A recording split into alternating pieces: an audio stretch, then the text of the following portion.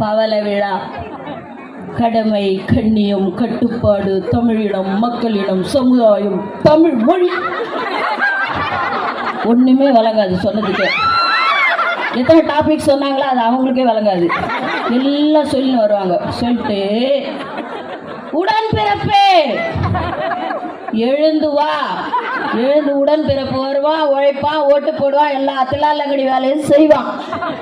ஆனா பொழிக்கிறது கோபாலபுர குடும்பம். அந்த உடன்பிறப்ப அதை புரிஞ்சுக்கணும்ல.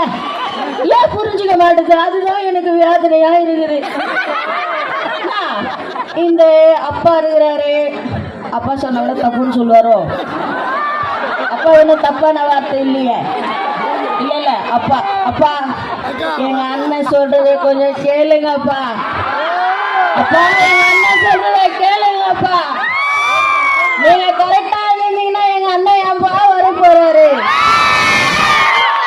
நீங்க எதுவும் செய்ய தொட்டு தானப்பா எங்க அண்ணன் வந்து இதை ஏன் செய்யலன்னு தான் கேக்குறாரு. உங்களை தப்பா ஒன்றும் கேட்கல, ஏன் செய்யல, ஏன் செய்யுங்க. நீங்கள் உங்கள் வேலையை செஞ்சால் நாங்கள் எங்கள் வேலையை பார்த்துட்டு போயின்னே இருப்போம். செய்யா தொட்டு கேட்குறாரு. அதை ஏன் நீங்கள் தப்பாகவே புரிஞ்சுக்கிறீங்க?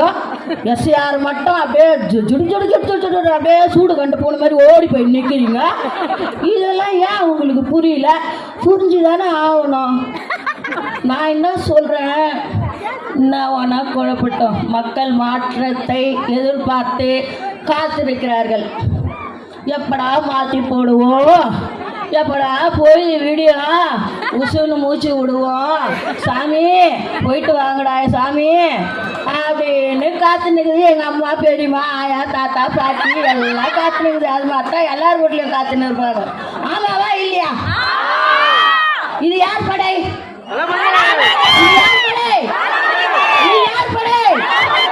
தளபதியாரின் படை. இத வந்து எந்த கொம்பனாலையும் அடிவிட தள்ள முடியாது.